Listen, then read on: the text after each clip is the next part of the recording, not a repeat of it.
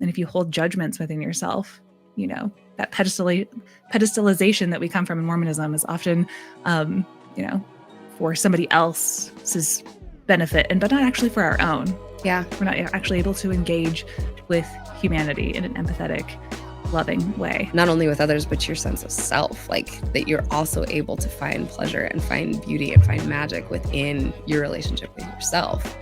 So you 5 or 6 years ago would have seen a very broken individual, but a very obedient and quiet individual. What is the worst thing regarding sexuality you were taught in the church?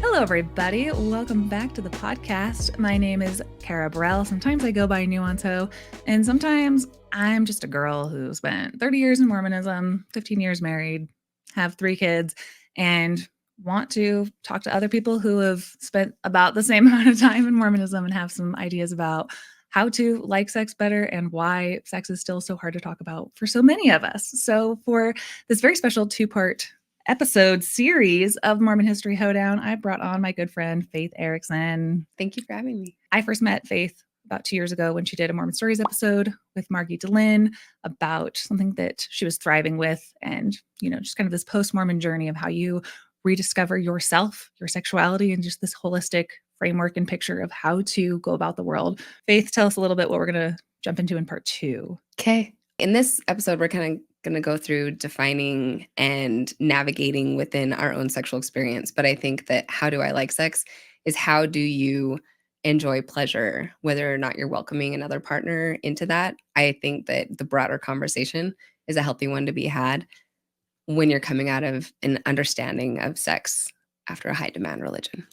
So sex, it's a thing that people do. Sometimes people use it for procreation. Sometimes they like to rub things together that feel good. I've heard things, they're positive, they're negative. But overall, I hear it's kind of a taboo subject. Last night on my Instagram, I asked my followers, especially the ladies, to write in. I got topics all around sexual shame and deconstruction and reclaiming your sexual identity and autonomy.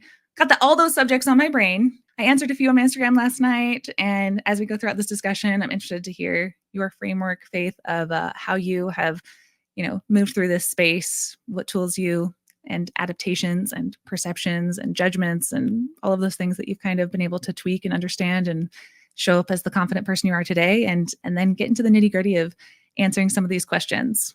Let's do it. I'm excited. Okay, great. And also, I'm super duper excited to announce that, yes, not only did I start a 501c3 nonprofit, the Nuancehoe Foundation, to be able to podcast long-term and do community building events, done a few of those, but I also want to be able to do big, epic things like once a year. So I announced that I am doing a big trip to Greece with Ex-Mormons, a group trip to Athens and Santorini, and spend 7 days and traveling around, seeing all of the ruins and the sites, eating amazing food. So I worked really, really hard on this itinerary. So if this sounds interesting to you, there are payment plans. If it's something within your budget and you've worked hard and now you want to connect with new people in a fun place, August 26th through September 1st, we're spending 7 days. I have a link down below where you can sign up. You can read more. You can email me if you have any questions. So if the trip to Greece is a little bit out of your budget, but you're like, I'll keep listening and be convinced, the price is like, no, that's a little bit too much. That too much portion, that goes to the nonprofit bank account. I have 24 spots. I have a few filled up right now. And if I can fill all 24 of those spots, I am not kidding, I can literally fund this entire operation of the nonprofit and then some, everything for like 5 months. So I hope that helps clear up that. And now you're all like, obviously we're coming because it supports the podcast and I get to go eat Greek food for 7 days with Kara and a bunch of new friends. Sorry, we're going to start with just the basics. Let's go really. basic. So somebody asks, how do you heal your relationship with sex and intimacy after being shamed religiously for it your entire life? I think that is very hard to answer that in a basic way, because anytime anyone's ever asked me about how to do the sex, I always say the way to do that is not going to be easy. It's going to be creating your own definition by establishing your own authority within your sexual definition. So when you say, how do you heal? It's because you have to do the work. You have to put in the time to establish what your true north is, what your compass is, what your moral piece is, what you want to dictate and navigate your sexual experience based on. Once you have that established, then that's the way you move forward. And you pace yourself and you take time and you don't shame yourself. And you take time to define what sex is by yourself before you define what sex is with your partner. Yes, you've been having sex with your husband for a myriad of years, but you kind of have to find what your own personality is, define what your own sex identity is, and then work with one another to figure out what that sex language is between the two of you. Mhm. The sex identity of my husband and I is its own thing, is its own entity. Yes, there's different flavors and degrees and whatever, but you create a language together. So make sure you understand what you're speaking about when you're speaking about yourself. And I think that consent being the first one, agreements being the next one, everyone's always safe, everyone's always heard. But in order to do that, maybe you have to work on your relationship with that partner to make sure it is open communication, make sure it is actually a safe place. Because I would have thought that for years and years, but I don't think that we were emotionally articulating the depth of our experience with each other before that. Mhm. Excellent. Yeah. I love all that. I see a similar journey exactly. What happened to you? Yeah. Oprah, he describes like any trauma that that you went down as like a one-lane highway, that I would describe like Mormonism and the paths that you took. And then now you are on a multi-lane highway. And I'd say like you can integrate certain things that you like, but that's a trauma that's going to be there. It's going to did dictate a lot of your past life. And now you are on your own road. Know that you don't have to be on that path anymore, on that lane anymore. You have something else that you're forging and creating and driving down. Just being confident that this is your path now, and things will come. And it's not up to us to like dictate that. Like we're going to be talking about a lot about, no new gurus and stuff. Like you're going to find out what works for you. Well, and I actually really love how you said when we're moving down that road, we're having that realization that maybe it's not just Mormonism that's informed my sexual experience. It's society, even the town that I grew up in. My sexual experience is informed by even like the traumas that I had, the non-consensual experiences that I had. My sex experience is because of Mormonism may not be 100% accurate just because you did not have the same roadblocks and walls that I had in connecting with your sexuality. And so there's a lot of things that define our own experiences in sex. And so I think it's completely a-okay for someone who is even a believing Mormon to have a really healthy conversation about sex with themselves if they can pull away any of those shame aspects, if they can just pull back those pieces long enough to have a very deep, healthy conversation about their own sexuality within themselves. I think this is attainable for everybody, even within the spectrum of believing Mormonism. At least I hope. That's my hope. Mm-hmm.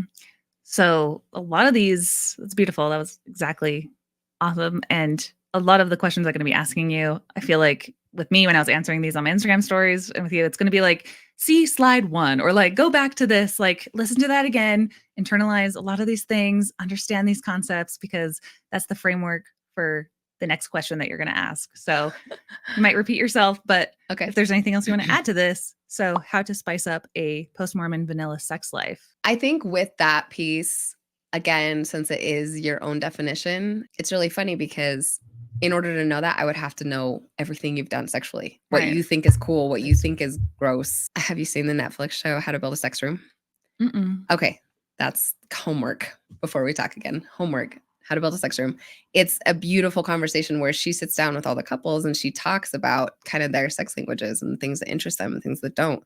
So to say, how do we spice up our sex life? That's the assumption that your sex life is the exact same as my sex life, and that your definition of what vanilla is the same as my definition of vanilla. So it's funny because you could say, oh, well, I tried this toy, but maybe you tried that toy 3 years ago, or maybe you think that toy is super offensive. So to say, how do we spice it up? It's like, I don't know where your starting point and where your ending point is, Mm-hmm. but I would just say, what is it that you are interested in? pick 3 things, sit down with each other and say, these are 3 things that interest me. These are 3 things that interest me. Then ask yourselves, why do we want to try it and how would it make us feel? Obviously, if there's any downsides, but then that way there's a conversation. And with conversation comes intimacy. And with intimacy comes better passion, better connection, and better openness to have those chocolate, or what is more than vanilla, to have those extra sexual experiences that you're asking to spice. You can have some cayenne if you really talk about it.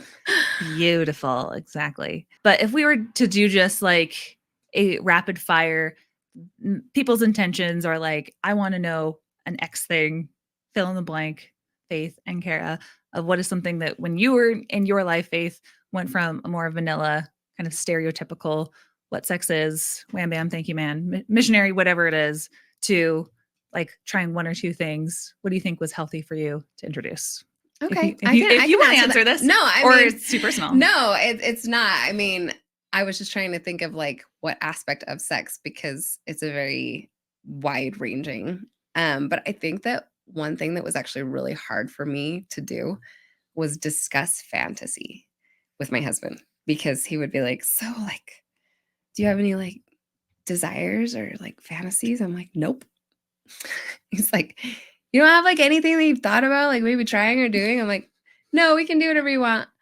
And he's like, I don't like, no, I want to know. Like, you can tell me. And I'm like, no, I don't want to tell you, because I was embarrassed, because I still held so much shame. I'm in my 30s and I'm talking to the person that I have sex with, but it was still like, I can't tell you. It's too much.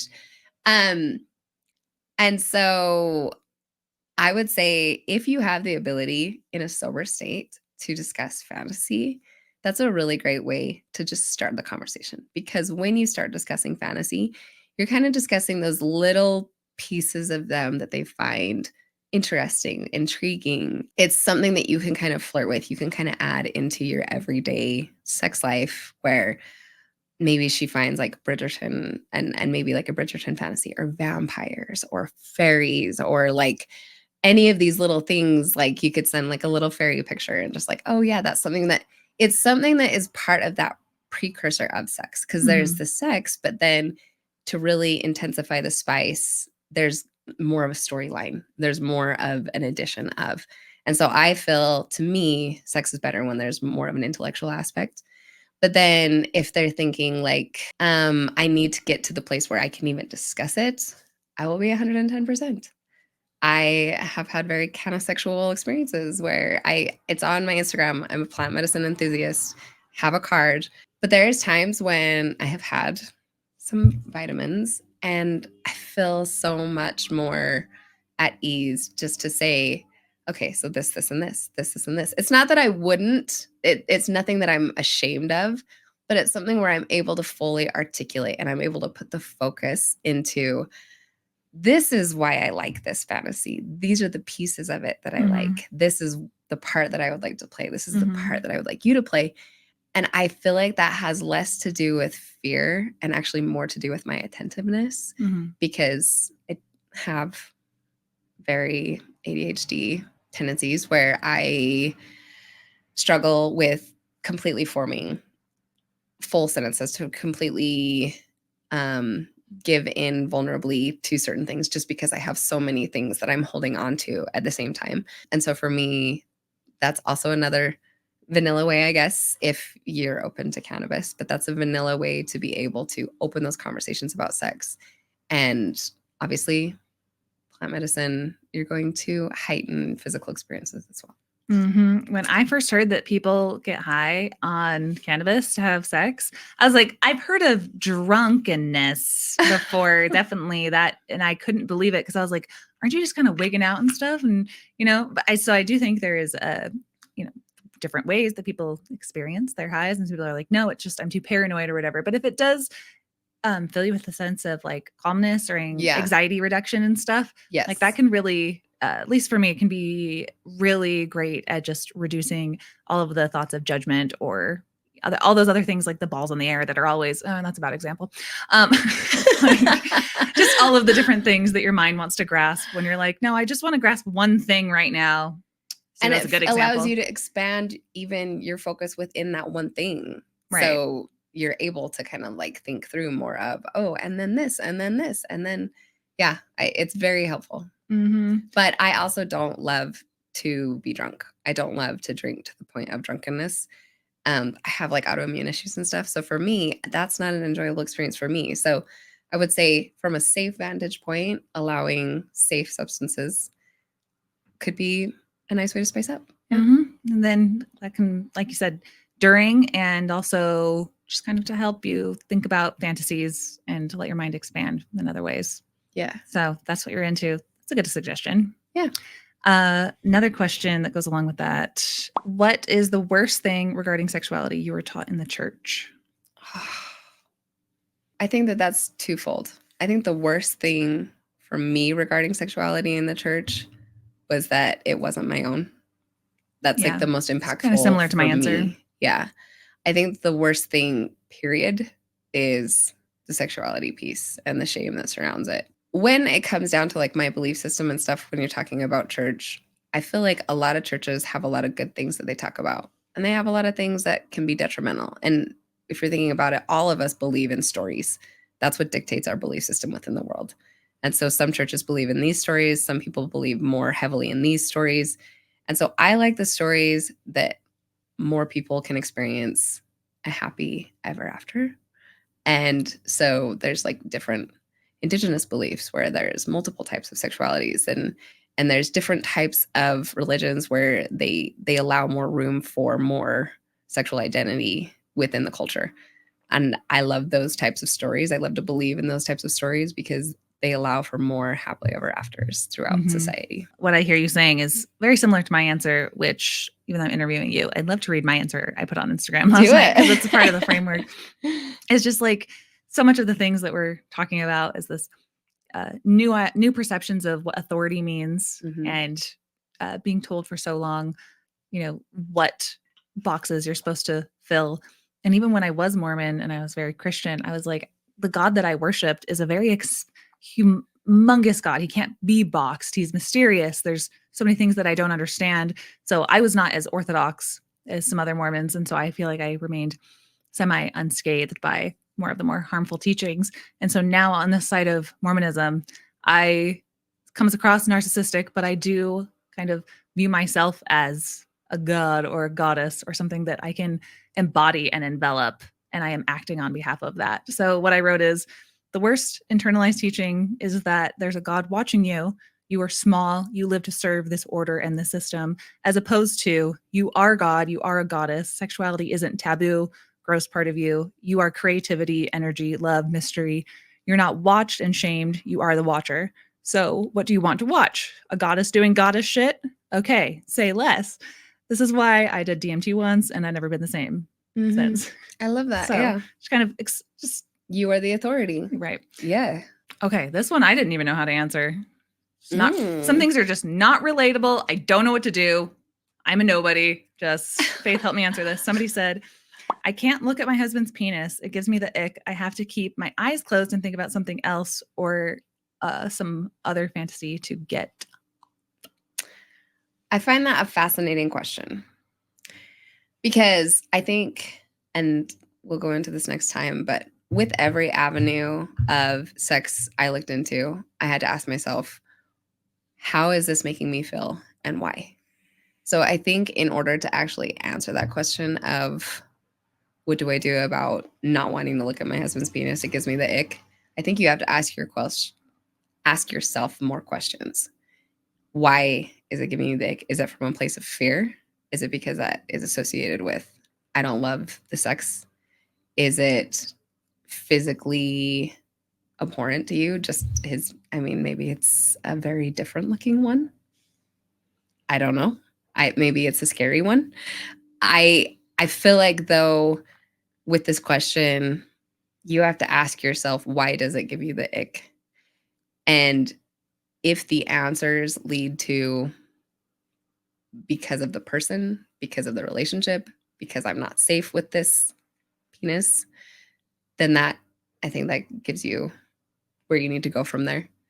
If it is, I don't know what to do with this, I'm not good at sex, it's overwhelming, it's uncomfortable, it's scary to look at because I've been conditioned to be scared of it, I think that gives you another path forward. If it's, I don't like penises, I really, really love to look at vulvas and women, and I think that gives you a more obvious, I think that question is the precursor to maybe 10 or 15 more questions that you should ask yourself about the ick, and not something that we could define just because our sex is different than questioner sex. Exactly.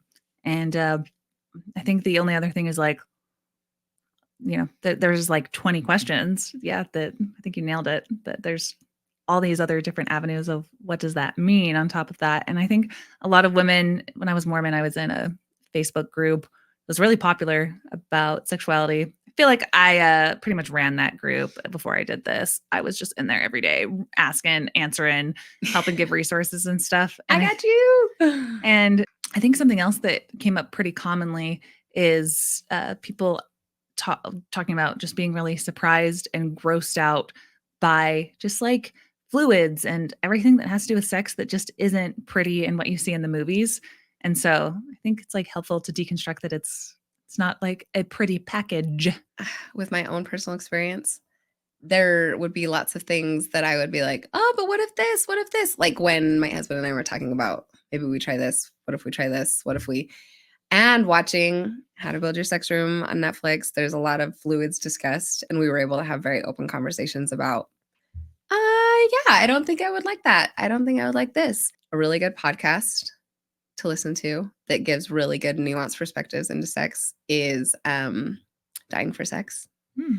That's a really, just because I won't give away the whole premise. Go listen to it. I think it's the second season, but it's a really interesting perspective into our various types of sex languages and sex identities. When you're talking about having sex with someone, obviously the sex I experience in a physical way is with my husband, and I love him. I love everything about him. We're very, very comfortable. And if you are in a state of vulnerability to that degree with that person, I hope that you feel comfortable with their fluids and with your fluids or whatever.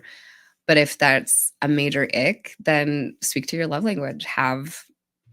Always have a little kit next to your bed with towels, and speak to your comfort level. If that's honestly like, I don't like maple syrup touching my eggs, that is a major ick for me, total deal breaker. So I'm going to stand in my light and say, if there's maple syrup on my eggs, I don't want it. And so if you don't want the excess fluids, if you don't want like him to finish on you, make that a clear boundary and make the fluid aspect the best it can be, I guess. And as we're going to be talking about discovering what your sexuality is, like just be open that things are adapting and can change. And you could, like something that you could see as, more risque. And then you might be like, I only really liked that because I thought I was supposed to like that. You know? So it can really swing all sorts of ways. I just feel like, to come full circle, it's so hard to talk about because we're afraid of shame. And I think the way to be less afraid of shame is to stop giving it power. Don't give your own self-judgment away to other people, because at the end of the day, you're the only one that gets to deal with the consequences of your decisions. So stop giving all of the power to everyone else about the way you see yourself sexually, personally, physically. It should be your story to tell in your own time and to define on your own terms. Right on. And I just want to add to that, I never would have guessed how just held by the journey, I guess you could say, by the universe, all of this deconstruction work makes you feel. It's like, there's no God after this, Mormon deconstruction. Where do you go find God? What is the authority? What am I supposed to do? And really taking back that authority for me comes in the form of just feeling really, really held and safe by a space that I've carved out myself, that I hope, every listener can kind of feel that within themselves, that whatever this journey is, it's not going to be linear. It's going to take you on all different kinds of places. and you're not always going to make the right choices, but like, if you can't get radically honest as you leave this high demand fundamentalist religion, I always ask, like, then what are we doing here? Like, let's continue to grow. Let's continue to ask questions, be radically honest, and know that no matter what happens, like, I've gone through way too much stuff to ever put in a podcast, but to be able to look back and be like, I'm so much happier and from questioning, from experimenting, from asking those questions instead of saying, like, those are too much of a Pandora's box for me to get into. It's like, at least I said that I went down some kind of journey. Nothing but a lot of love and self-respect for myself and my husband on this side of it, that we did that together. Yeah, I love that. What? Insightful me. No, Yes. just I've lived through some things. Faith, why is this episode important to you? Why did you want to come on and talk about this? I love that question so much. And the reason why I love that question is it's the one that I've had to ask myself so many times. So you brought up the Mormon Stories episode that I did with John and Margie, and it was so much fun. But I had a lot of nerves going in, and then I recorded it, and I had a lot of people bring up things that I discussed, but I was honestly too scared to look back at it just because I was like, I'm just worried that I'll just take myself apart and I'll get in my head about all the things that I said and did. And so then I had to keep asking myself that question. Why is it so hard to talk about sex? Like, why is that something that I didn't want to look back on when it was something that I felt so strong about talking about? So then that question came into play again when I had people reach out to me after I shared that podcast, and close friends and people that were more peripheral and people that had just known me through social media. But they would something along the lines of, thank you so much for recording the podcast. I have a question about X, Y, and Z. I have a question about this.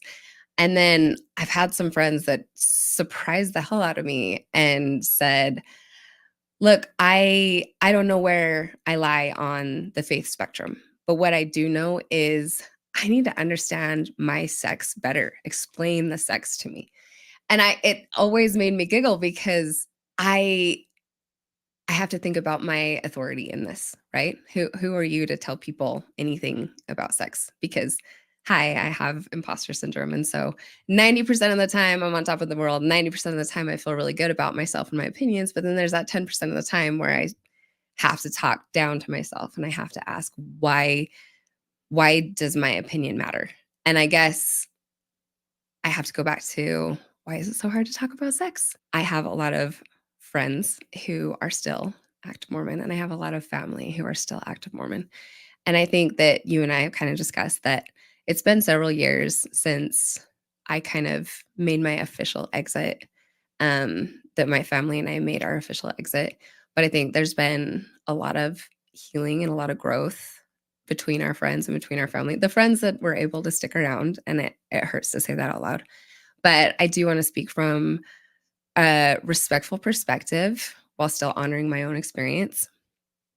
And so that is to say, because I've had so many people come and say, hey, explain the sex to me, I don't really think that I'm an authority. I think that what I provide is a safe place. I feel like my whole journey, ever since coming to a place in my life when I was put at odds with every single belief I had instilled in me from birth, all I wanted at that moment in time was a safe place.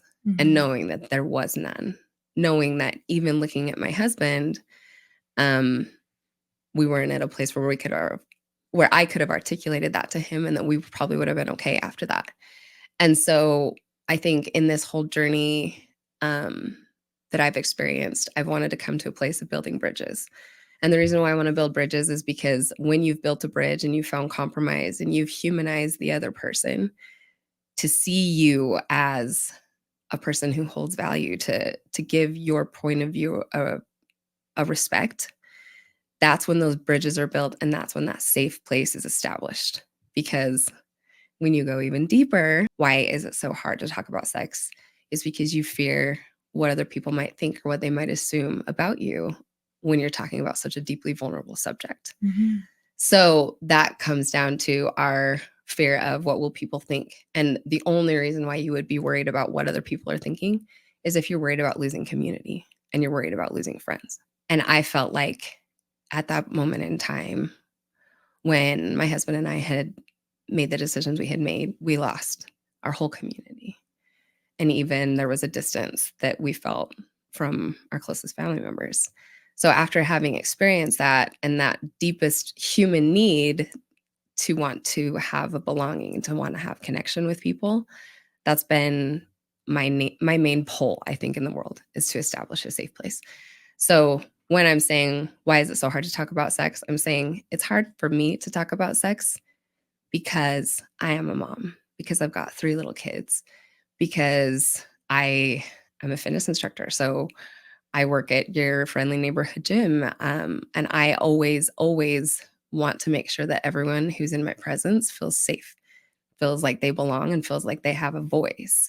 And in taking a stance on something like sex, I would never want to alienate anyone or make anyone feel uncomfortable. That's why it's hard to talk about sex, is because we fear what other people think about us. When I say I've got 3 kids at home, I don't want my kids to be made fun of. I don't want, all because I want to help people find deeper connection to the vulnerable parts of themselves by safely asking questions about sex and their own sex identity. And I feel like when we're really talking about the biggest things we're fighting about in the world, we're still fighting about sex. We're fighting about abortion rights. We're fighting about who can have sex with who and who can have what parts where. Mm-hmm. So let's talk about it. Let's stop pretending that it is such a taboo subject, and let's talk about it.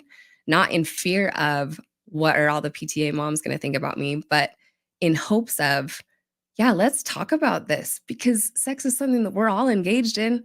There's children. They had to have come from somewhere.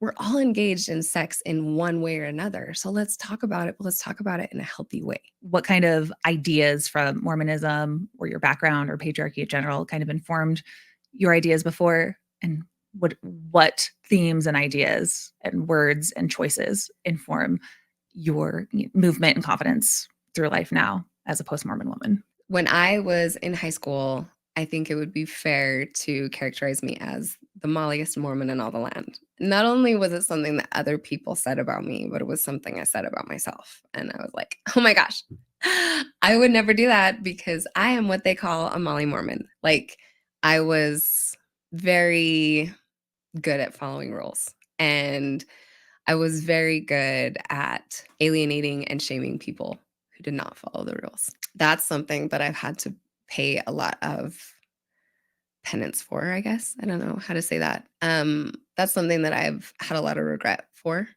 because I'm really good at following rules, and I have a lot of deep-rooted perfectionism, scrupulosity. I was very obedient and I was very good at following the rules, but in following the rules, it felt at odds with where my gut was leading. Yeah, that was the time when I had to have a real, I guess, come to Jesus, for lack of a better term. About 5 years ago, I had a really, really hard time after my 3rd baby was born. I had a lot of conflicts just with humanity. And at the time, it was really easy to kind of just be like, oh, it's postpartum depression. But there was much more to it than that. I was wrestling with my spot and my place in humanity and the story that was going to tell. I was starting to come to that perspective, and it was very difficult to talk with my husband about it at the time, just because our relationship was not where it is now. So you 5 or 6 years ago would have seen a very broken individual, but a very obedient and quiet individual. And then about 3 years ago, we kind of, after the world opened up again, started hanging out with friends and going dancing, and finally needed to let my broken person find belonging and kind of put myself back together. Went through a lot of body image stuff, and that's its like own beast. If we want to talk about like what informed these 2 people before the person that I am today, I would have to talk about like authority.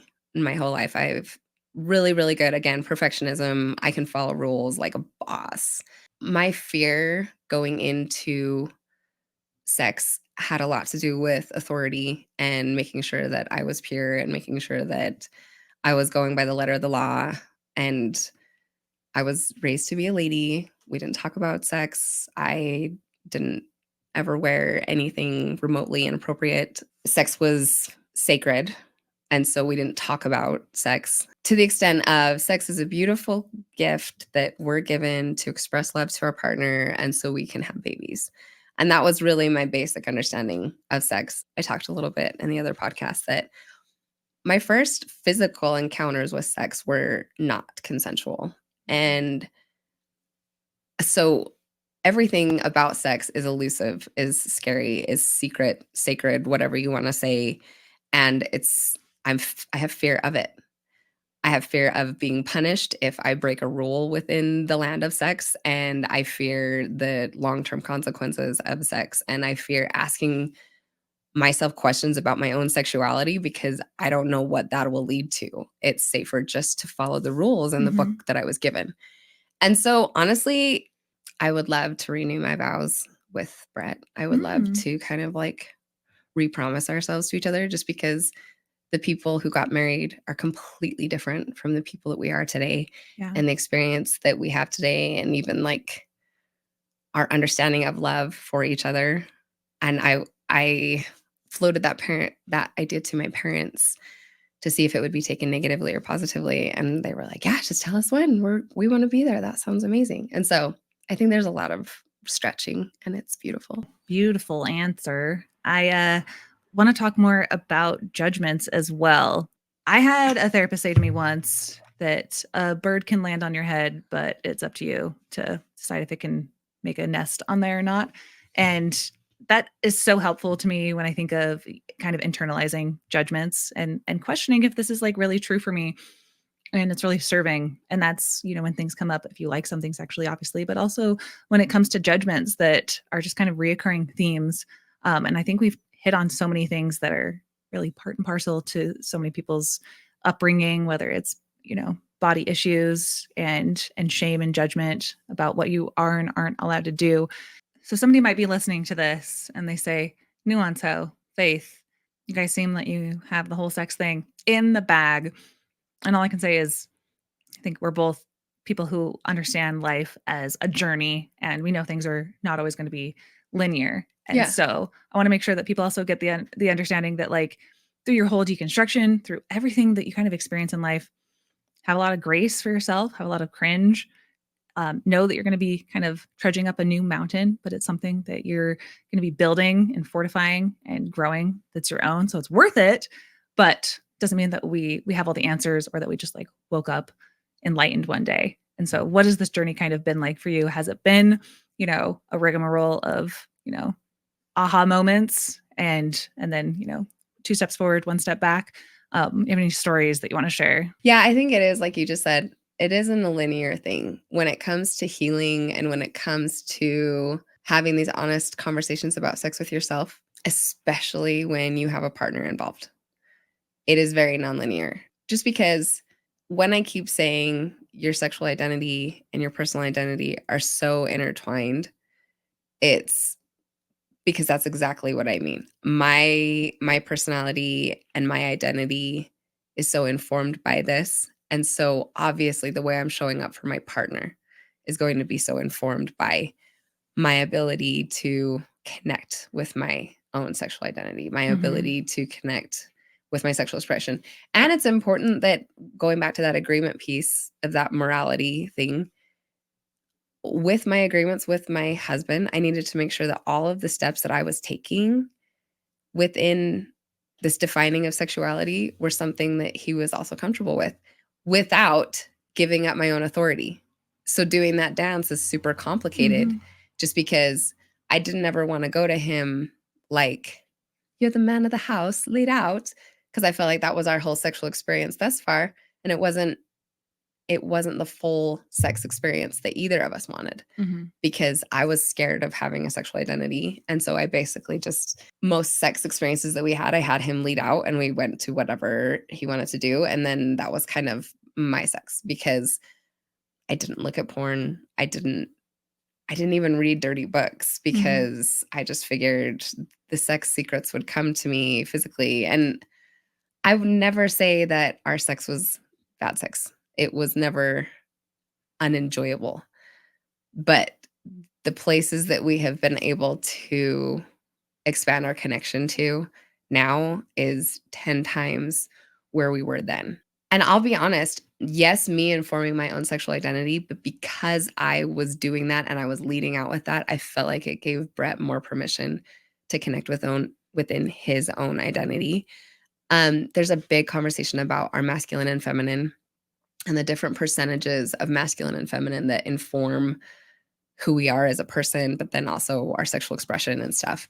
And I think being able to have that conversation with one another, that sort of experimentation, exploration without holding any shame was a very vulnerable but connecting thing for both of us.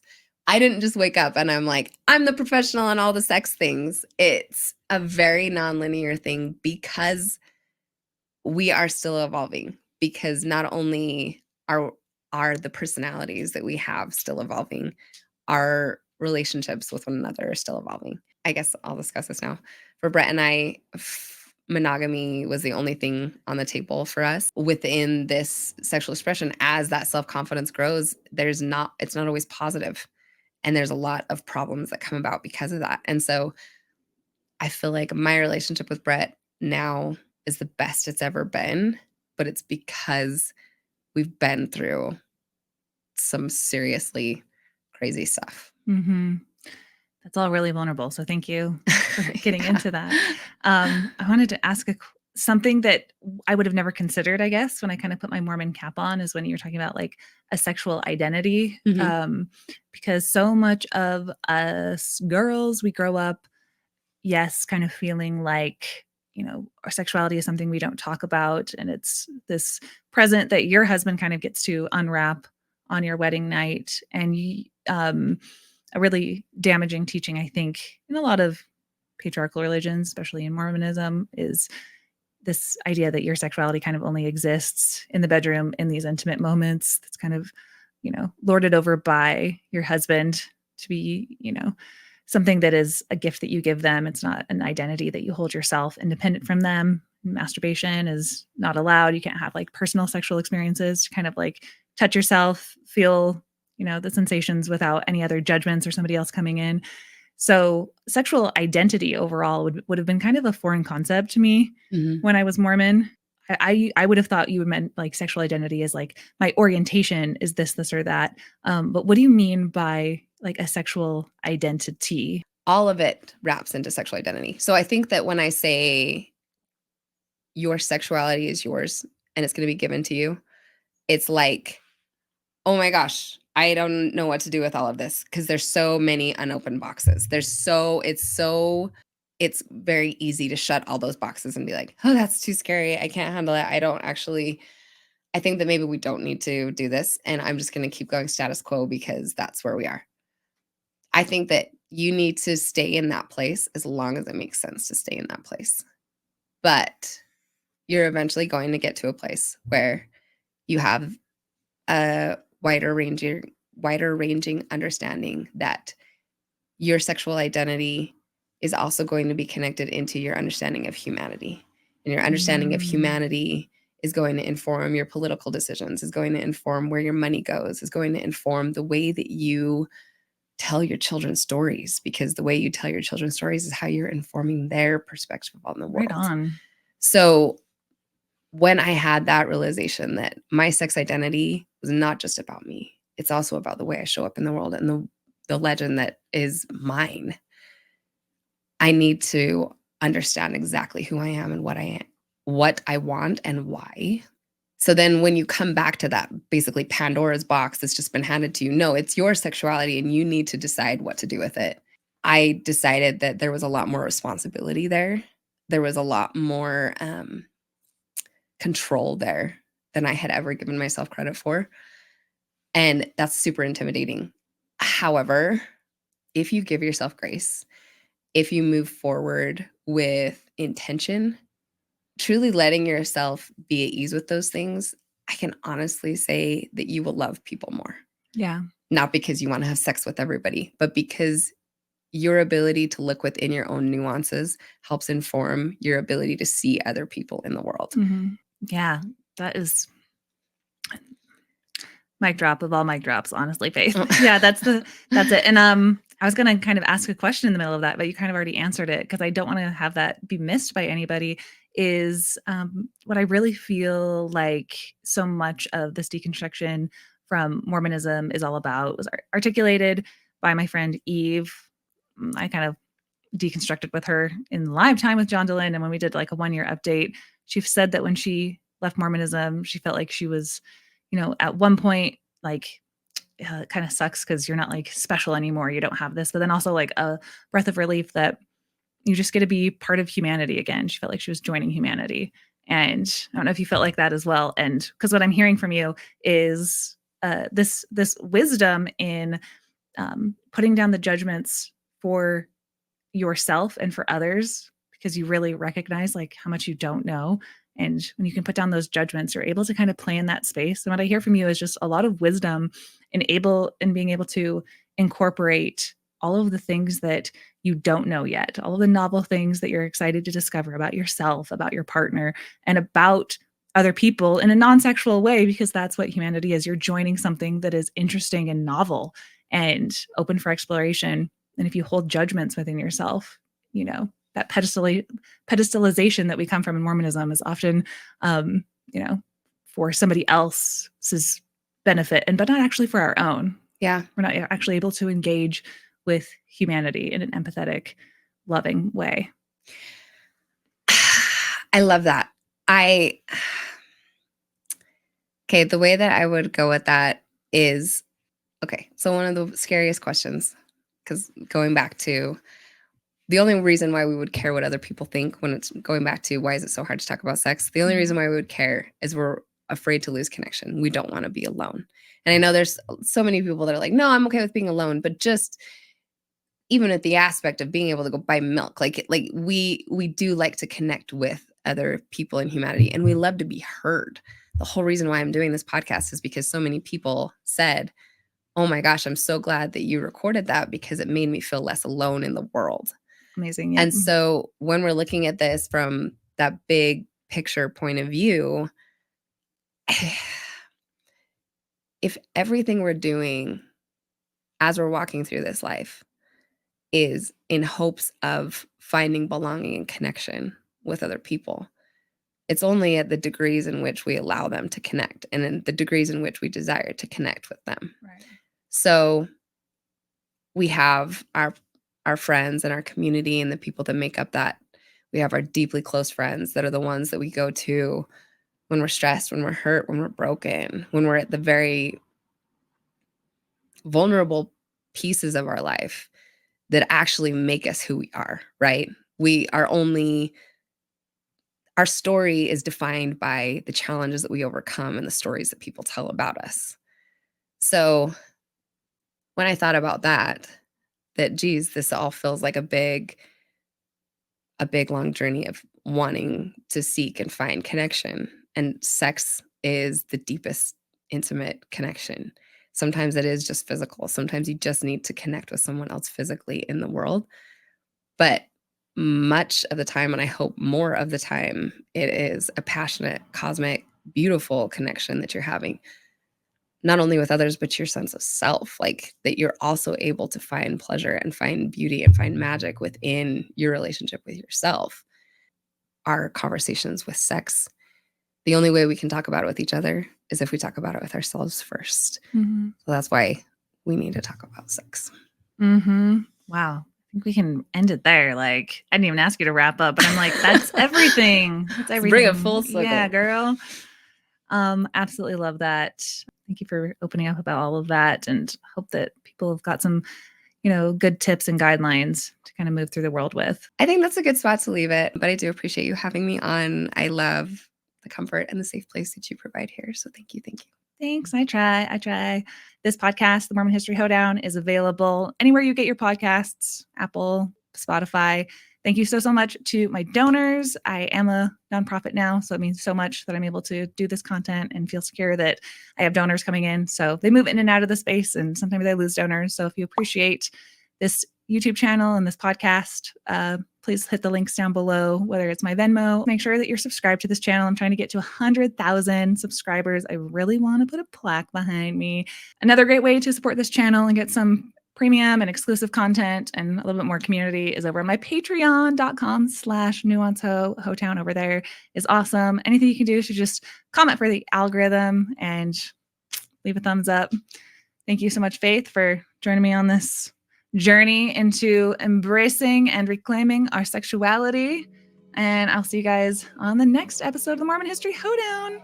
Love you so much. Bye.